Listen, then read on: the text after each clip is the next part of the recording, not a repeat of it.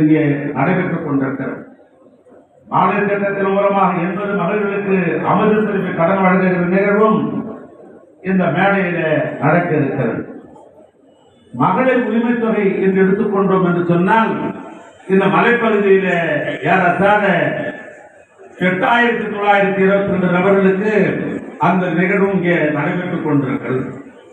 மாவட்ட முன்னோடி வங்கியின் மூலமாக தொழில் தொடங்க 3 நபர்களுக்கு கடன் வழங்குகிற நிகழ்ச்சியும் இந்த மேடையில் நடக்க இருக்கிறது.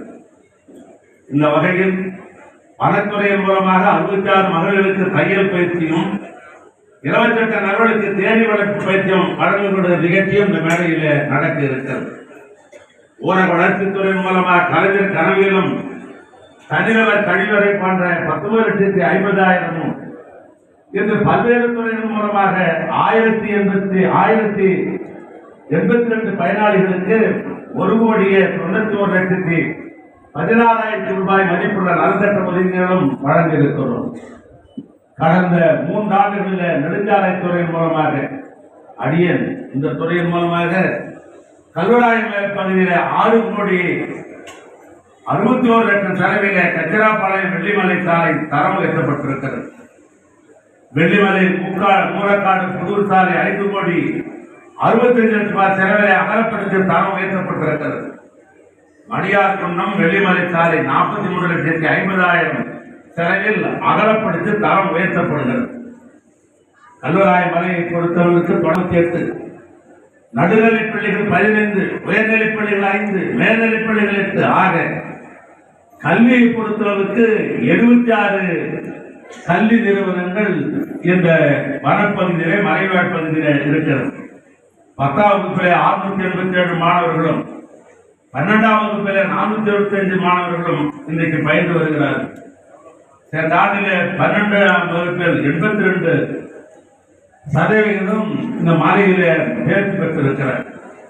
7.5 எதிர்வரிசையிலே உயர்கல்வி மாணவர்கள் 12 பேர் இங்கே தேர்வு செய்யப்பட்டிருக்கிறார்.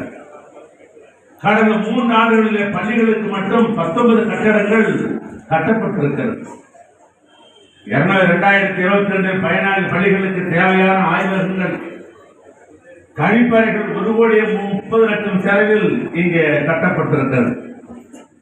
இதையெல்லாம் பாசமுள்ள பத்திரிகை தொலைக்காட்சி நண்பர்களுக்கு நான் எடுத்து சொல்வதற்கு என்ன காரணம் என்று சொன்னால், கீழே இருக்கிற பகுதியில இருக்கிற சில பேர் சமூக வலைத்தளம் என்கிற பேரிலே அல்லது சிலருடைய கவனத்துக்கு போகாத காரணத்திலே ஏதோ மலைப்பகுதிக்கு எதுவும் நடக்காததை போல ஒரு பிரமையை உருவாக்கி கொண்டிருக்கிறார்கள். அது அல்ல.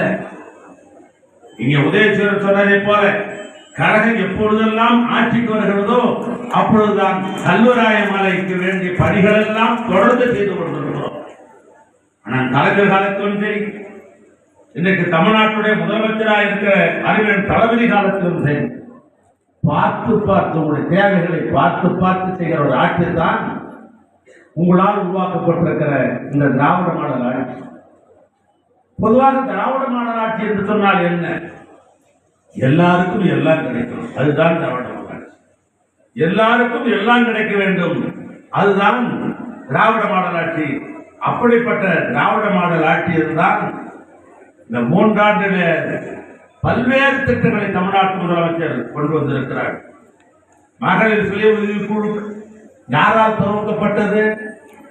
அண்ணன் கலைஞர் முதலமைச்சராக இருந்த பொழுதுதானே தருமபுரியிலே முதலாக அவர்தானே மகளிர் சுய உதவி குழு முதல்வராக தொடங்கி வைத்தார்கள். அது போராக நாடு போரா பரவியது. அனைத்து மாவட்டங்களும் மகளிர் சுய உருவாவதற்கு யார் திட்டத்தது? யார் இன்னைக்கு மலையிலே மகளிர் சுய விழுந்தது சொன்னார்? அதுக்கு யார் காரணம்? கழக ஆட்சி அல்லவா, கலைஞர் ஆட்சி அல்லவா? அதை தொடர்ந்து இன்றைக்கு நான் முதல் என்ற ஒரு அற்புதமான திட்டத்தை தமிழ்நாட்டு முதலமைச்சர் உருவாக்கி இருக்கிறார். உதாரணம் படிக்கிறோம், அது பட்டதாரியா கல்லூரி படிக்காக இருக்கலாம், பொறியாளர் படிப்பாக இருக்கலாம். ஆக படித்தாலும் கூட கேள்வி கேட்டால் பதில் சொல்ல முடியும், அவ்வளவுதான். ஆனால் அவன் நேரடியாக இன்டர்வியூக்கு போகிற பொழுது வேலை வாய்ப்பு தேடி நேர்முக காணல் அவனால் பதில் சொல்ல முடிகிறதா? அவனை ஊக்குவிக்கின்ற ப்ரொமோட் பண்ண வேண்டும், அவனை திறமையை வெளிப்படுத்த வேண்டும். அதன் மூலமாக லட்சக்கணக்கான இளைஞர்கள்